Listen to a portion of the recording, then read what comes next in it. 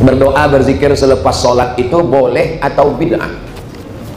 Assalamualaikum warahmatullahi wabarakatuh. Assalamualaikum warahmatullahi wabarakatuh. Habis sholat.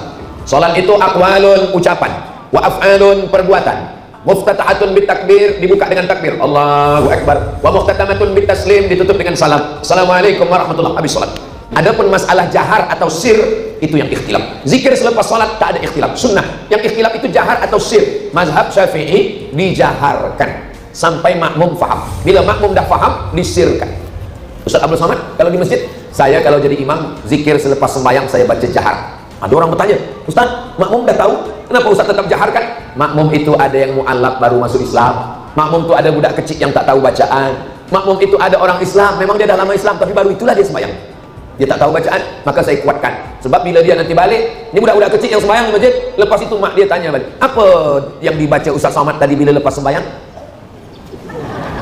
Dia tak dengar, maka saya jaharkan, sebab itu salah satu cara mengajar. Mazhab Hambali, zikir itu terus dijaharkan. Dalilnya hadis riwayat Abdullah bin Abbas. Kata Abdullah bin Abbas, kami tahu Nabi lepas salat dah selesai di masjid sebab kami mendengar suara takbir dari luar masjid. Abdullah bin Abbas di luar masjid, dia dengar suara takbir dalam masjid. Padahal masa itu belum ada lagi mic. Itu maknanya suara itu kuat. Allahu Akbar, Allahu Akbar, Allahu Akbar, Allahu Akbar. Begitulah suara Nabi dan sahabat waktu itu, sebab belum ada mic lagi, didengar oleh sahabat di luar masjid. Kami tahu Nabi dah selesai salat sebab kami mendengar suara takbir dari luar masjid.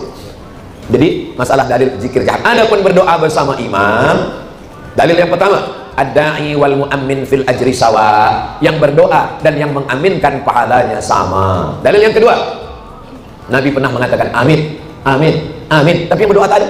Sahabat bertanya, kenapa engkau katakan amin, amin, amin? Siapa yang berdoa? Kata Nabi, tadi Jibril datang. Kata Jibril 3, bu'dan liman adraka Ramadan falam yughfarlah. Celaka orang yang jumpa Ramadan tapi dosanya tak diampuni. Amin, kata Nabi. Bu'dan liman dzukirta walam yusalli alaika. Celakalah orang yang disebut namamu tapi dia tak berselawat kepadamu. Amin, kata Nabi. Bu'dan liman adraka walidahul kibara ahaduhuma aw kilahuma falam yudkhilahul jannah. Celakalah orang yang jumpa dengan ibu bapanya sampai tua tapi dia tak berbakti hingga dia tak masuk surga. Amin. Itulah dalil kalau ada orang berdoa kita mengaminkan. Amin, amin, amin. Dalil ketiga, qad ujibat da'watukuma, doa kamu berdua dikabulkan Allah. Yang berdoa Nabi Musa, yang mengaminkan Nabi Harun. Kalau ada orang mengatakan kalau tidak dibuat Nabi bid'ah, itu namanya hadis fi'li. Hadis itu ada 3. Yang pertama fi'li, perbuatan. Yang kedua qauli, ucapan. Yang ketiga takriri, pengakuan.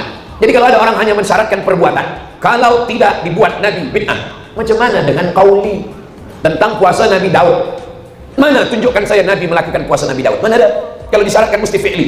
Ada orang tahu puasa Isnin, puasa Selasa makan, Rabu puasa, Khamis makan, Jumat puasa, Sabtu makan. Itu hadisnya qauli, ucapan Nabi. Apa kata Nabi? Ahabbu shaum ilallah shaumi Daud. Puasa yang dicintai Allah, puasa Nabi Daud. Jadi sunnah itu 3. Yang pertama qauli, yang kedua fi'li, yang ketiga takriri. Kalau tidak dibuat Nabi bid'ah. Imam Ahmad bin Hanbal, Imam Hambali, punya anak lelaki namanya Abdullah. Wahai Abdullah, ya, ayah engkau Ahmad bin Hanbal, betul. Berapa rakaat dia sembahyang sehari semalam? Salasami'ati rakaat, 300 rakaat. Mana ada dibuat Nabi? Kalau kaedahnya kalau tidak dibuat Nabi masuk neraka, berarti Ahmad bin Hanbal masuk neraka lah, karena dia membuat 300 rakaat sehari semalam. Nabi punya anak namanya Fatimah. Fatimah punya anak namanya Husain. Husain punya anak namanya Ali Zainal Abidin. Mengapa dia dipanggil Zainal Abidin? Perhiasan ahli ibadah. Kata Imam Az-Zahabi dalam kitab Syiar A'lam An-Nubala, kerana Imam Ali Zainal Abidin bersujud sehari alfa sajadah, 1000 kali sujud. Mana ada Nabi 1000 kali sujud? Kalau tidak dibuat Nabi, penuhlah neraka itu dengan orang-orang soleh.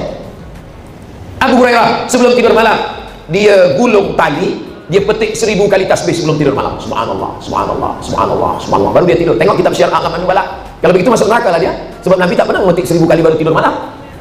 Imam Masjidil Haram, Syekh Abdul Rahman Sudais, malam Ramadan sembahyang tarawih membaca doa khatam Quran dalam sembahyang tarawih.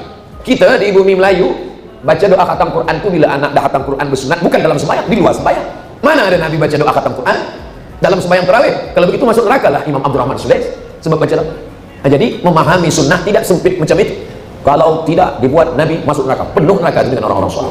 Nah, jadi mengaji ini kita mesti khatam, kita mesti jelas, tanya kepada para ulama, apalagi di Malaysia, di Sabah, ada mufti, ada alim, ada ahli ehwal agama Islam, ada para asatidz, ada para tuan-tuan guru, mengaji. Jangan berhenti mengaji, bersanad kepada guru-guru. Imam dulu bertanya, Dari mana kamu dapat ilmu? Dari Imam Al-Bukhari. Imam Bukhari dari siapa? Dari Abdullah bin Maslamah. Abdullah bin Maslamah dari siapa? Dari Malik bin Anas. Malik bin Anas dari siapa? Dari Abu Sinat. Abu Sinat dari siapa? Dari Al-A'raj. Al-A'raj dari siapa? Dari Abu Hurairah. Abu Hurairah dari siapa? Dari Nabi Muhammad SAW. Berguru, bersanad kepada para guru. Sekarang orang ditanya, kamu dapat dari siapa? Dari Google, dari YouTube. Kami pun mengaji dengan Ustaz Abu Samad dari YouTube. Yang penting orangnya ada. Pernah berjumpa, tak jumpa, insya Allah ilmu sampai. Dan yang paling penting kita belajar kepada ulama Ahlus Sunnah wal Jamaah.